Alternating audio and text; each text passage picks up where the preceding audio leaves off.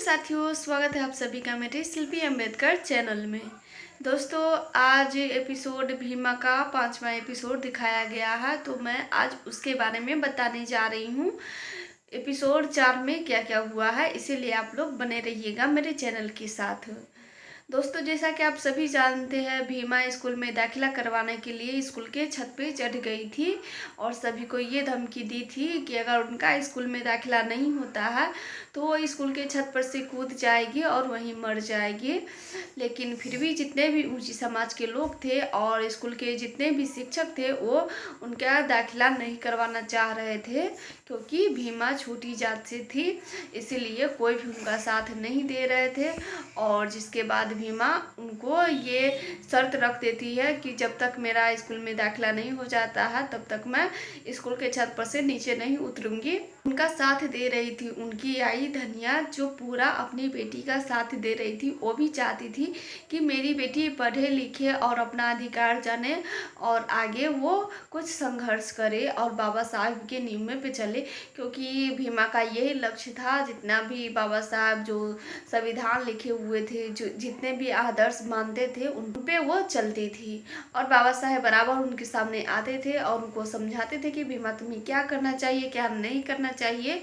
इसीलिए भीमा पूरी बदल चुकी थी। वो बार बार जिद करती थी कि मुझे एडमिशन चाहिए।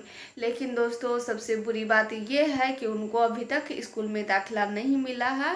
जितने भी उसी समाज के लोग थे वो सभी भीमा को स्कूल में बंद करके चले जाते हैं, क्योंकि रात हो जाती है।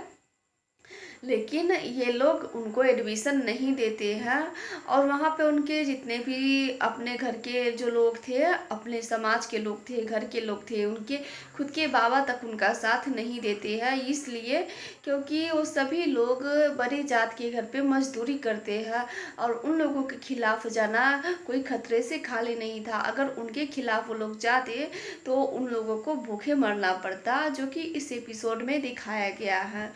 जैसा कि आप सभी जानते हैं, जो कैलासा बुआ है वो नहीं चाहती है कि छोटी समाज के लोग आगे बढ़े। लेकिन जब भीमा पढ़ने की जिद करती है, दाखिला करवाने की जिद करती है, तो ये कैलासा बुआ अपना पूरा टीम लेके चली जाती है स्कूल में। जितना भी उनके घर का परिवार था वो सभी चले जाते हैं स्कूल में। और स्कूल में जाने के बाद वो चाय पानी समोसा ये सब शिक्षक सबके लिए लेके जाती है। तो शिक्षक लोग सब खा लेते हैं। उसके बाद कैलासा बुआ एक शर्त रखती है। वहाँ पे जो मेवा आते हैं और उनके भाई थे और उनकी भाई की पत्नी, उनकी भाई की बेटी, वो सभी आ जाते हैं, जैसे कि उनके घर वाले और उनके समाज वाले सभी आ जाने के बाद कैलासा बुआ ये फैसला करती है कि तुम लोगों को अब ये फैसला करना होगा कि तुम्हें भीमा का साथ देना है या फिर हमारा साथ देना है। अगर तुम हमारा साथ देते हो तो तुम्हारे बेबी बच्चे भूखे नहीं मरेंगे, लेकिन जो भी धनिया का साथ देंगे और भीमा का साथ देंगे उन सभी को भूखे मरना पड़ेगा और कोई भी उनकी मदद नहीं करेंगे। क्योंकि तुम लोग अच्छे से जानते हो कि तुम लोग हमारे घर पे ही मजदूरी करते हो, तो तुम लोग सोच लो कि तुम्हें किसका साथ देना है। शुरुआत में तो मेवा अपनी पत्नी से कहते हैं कि धनिया की ये क्या जिद है, वो अगर बच्ची है तो तुम तो समझदार हो, तुम तो उसे समझा सकती हो। लेकिन फिर भी धनिया कहती है कि नहीं, मेरी बच्ची आज पढ़ने की बात की है तो मैं उसका साथ कैसे ना दूं, मैं पूरा उनका साथ दूंगी और जब तक ये स्कूल में एडमिशन नहीं हो जाता है तब तक मैं यहाँ से नहीं जाऊंगी। अगर आपको मेरा साथ देना है तो सभी को बताइए कि आप मेरा साथ दे रहे हैं, और नहीं दे रहे हैं तो आप भी सभी के जैसे अलग जाके खड़ा हो सकते हैं। जो मेवा के भाई थे और उनकी पत्नी, उनकी सभी सभी जितने भी लोग थे, सभी उनके कैलासा बुआ की तरफ जाके खड़ी हो जाती है, क्योंकि कैलासा बुआ ये शर्त रखी थी और मेरे में से एक को चुनना है, तो तुम किसे चुनना चाहते हो वो अपना अपना फैसला कर लोगे। अब अगर तुम लोग भीमा के साथ जाते हो तो सोच लो कि तुम लोगों का क्या हाल होने वाला है, और अगर हमारी तरफ आते हो तो समझ लो कि तुम लोगों को कभी खाना पीना के लिए दुख नहीं सहना पड़ेगा और तुम लोगों को समय पे मजदूरी मिलती रहेगी। जिसके बाद जितने भी लोग थे वो सभी कैलाश बुआ की तरफ खड़े हो जाते हैं, लेकिन कोई भी भीमा का साथ उस समय नहीं दे रहे थे। एक जो उनके भाई थे, जो रिश्तेदार वाला भाई थे, वो कहते हैं कि मैं तो नाचता हूँ तो मैं किसी के सामने भी जाके नाच सकता हूँ, तो मेरी क्या तरफ, जो जीतेगा मैं उसी के तरफ नाचूंगा। तो इसीलिए वो वहाँ से चले जाते हैं। दोस्तों बात वहाँ पे ये होती है कि मेवा जो थे उनके ऊपर कि वो अपने बेटी का साथ दे रहे हैं या फिर नहीं दे रहे हैं। उनको कैलाश बुआ इतना भड़काती है, कहती है कि अगर तुम अपनी बेटी और पत्नी का साथ दोगे तो समझ लो तुम एक पति हो और तुम्हारा काम है अपनी पत्नी और बच्चों को भूखे पेटे ना रहने देना। तो समझ लो तुम्हें किसका साथ देना है। तुम अपने पत्नी का साथ देते हो तो समझ लो तुम्हारी पत्नी, बच्चे और तुम सभी भूखे मरोगे, लेकिन हमारा साथ देते हो तो तुम अपनी पत्नी बच्चों को भूखे नहीं रख पाओगे। यह सोच के मेवा जो थे वो कैलाश बुआ की तरफ चले जाते हैं, क्योंकि वो भी चाहते हैं कि मैं एक पति हूँ और अपने बीवी बच्चे को भूखे तो नहीं देख सकता हूँ।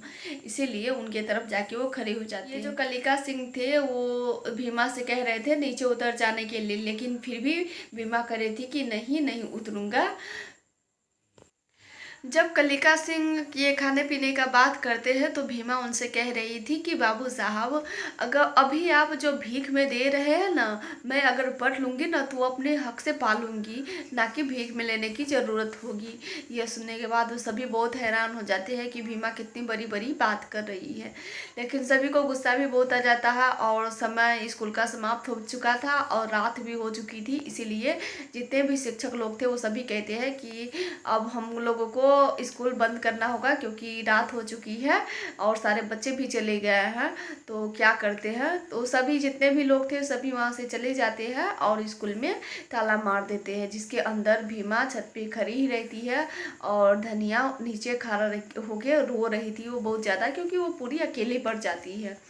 उसी समय बाबा साहब आते हैं, यानी कि भीमराव जी भीमा को समझा रहे थे कि भीमा अपनी आई को समझाओ, आई तुम्हारी अकेले पड़ रही है। इस समय उनका हिम्मत रखना बहुत ज़्यादा ज़रूरी है। अगर तुम्हारी आई तुम्हारा साथ देती है तो सब कुछ ठीक हो सकता है, इसीलिए तुम उनको समझाओ। जिसके बाद भीमा अपनी आई से कहती है कि अरे माई तुम डर क्यों रही हो, बाबा साहब हमारे साथ है ना, हम अकेले कहाँ हैं। तो जिसके बाद धनिया कहती है कि हाँ बेटा वो तो है। तो भीमा उनको बता रही थी कि आई देखिए ना बाबा साहब मेरे पीछे खड़े हैं। तो धनिया उनको बार बार देखे जा रही थी, लेकिन पूछ रही थी कि कहाँ है बेटा, मुझे तो नहीं दिखाई दे रहे हैं। बस आए भीमा को बताते हैं कि अरे भीमा, मैं बस तुमको दिखाई देता हूँ, सभी को नहीं दिखाई देता हूँ, इसीलिए अपनी आई को समझाओ। तो भीमा क्या कहती है कि आई बाबा साहब मेरे मन में है, आप इसीलिए चिंता मत कीजिए। तो जिसके बाद सुनने के बाद धनिया बहुत खुश हो जाती है कि हाँ बेटा ये तो सही बात है कि बाबा साहब सबके मन में बसते हैं। जिसके बाद बहुत रात हो जाने के बाद उनकी आई उनको नीचे उतारती है और अपने गोदी में बैठा के उनको सुलाने लगती है और वो लोरी सुनाने लगती है ताकि भीमा को नींद आ जाए। लेकिन वहीं दूसरी तरफ जो कैलाश बुआ थी वो कुछ लोगों को भेज देती है और कहती है कि जाओ स्कूल के दीवार तरफ के और उन दोनों आई को और बेटी को वहीं पे मार देना, ताकि कल सुबह होते हुए वो दोनों जिंदा ही ना बचे और ना ही ये पढ़ाई के नाटक शुरू होगा। जिसके बाद अब दोस्तों देखते हैं कि वो लोग भीमा को और भीमा की आई को मार पाते हैं या फिर नहीं, ये हम बताएंगे अगले एपिसोड में, क्योंकि आज का एपिसोड यहीं पे समाप्त हो जाती है। दोस्तों फिर मिलेंगे अगले एपिसोड में, तब तक के लिए जय भीम।